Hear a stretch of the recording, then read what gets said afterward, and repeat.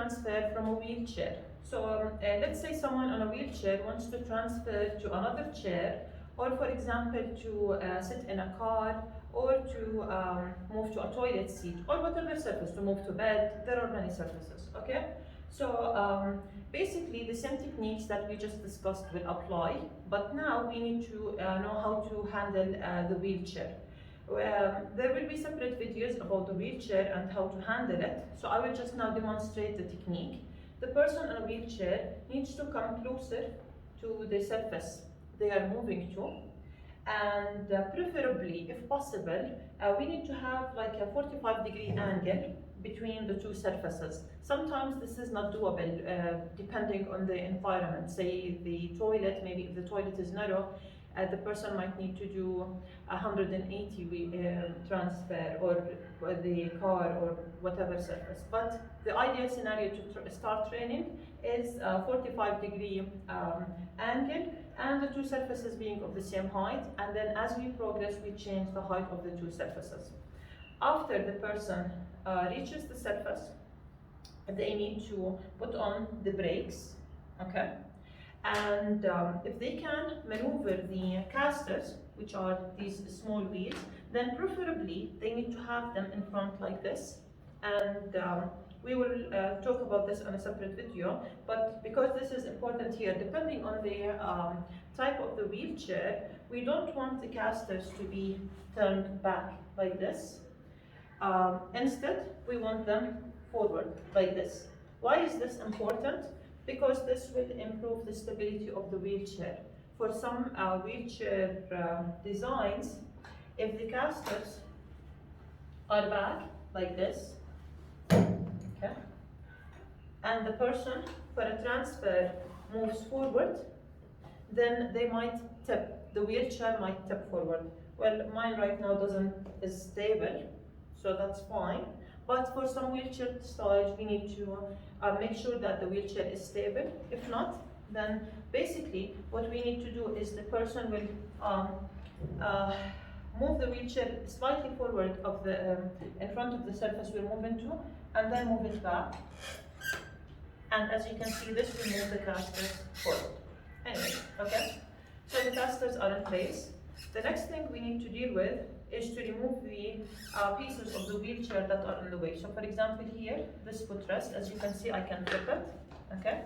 So I will flip it, and then I will move it away, like this.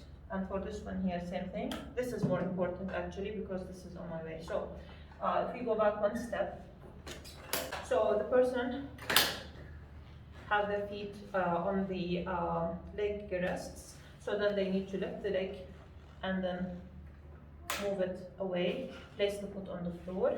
Same thing with the other foot, lift it, and then move the leg rest, okay? Now, in this design of the wheelchair, the leg rest is detachable, so I could just move it away. So it's like swing away, or I could detach it and move it out of the way, okay? So remember, the brakes are on. We moved the leg rests. The other thing is the armrests. They are also detachable or swing away, so we need to remove them. So there's a button here that I need to press and move this out of the way. Why? Because it will be hard to move with this on the way. So if I move it in the way, so if I move it, now I can transfer more easily. Okay, after that, the person will need to scoot to the edge of the chair. So they could either do a push-up and then use the head-hip relationship to slide the pelvis down, and then I will need another push-up, okay? So push-up and slide, or if they have good control, they could just do it. The other thing is to move the legs, to put them midway between the two surfaces, okay? So now my legs are between the chair I'm sitting on and between the chair I'm going to move to. And now I'm at the edge. The other thing now would be to apply the techniques we applied previously. So The lead arm would be further away on the surface to leave space for the buttocks. The trail arm would be very close to the buttock. And if the person doesn't have triceps, they could just simply do external rotation.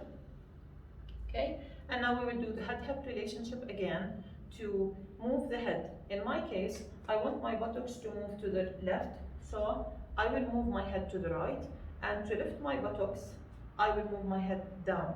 So my head and upper trunk will move down and to the right, and my pelvis will move up and to the left. So let's do the technique, and it's like this. Okay? And if the person doesn't have enough strength with their upper limbs, or if they're still weak, then they could use a transfer board and do gradual transfer. Now, once in the new surface, fix the position of the legs and move back.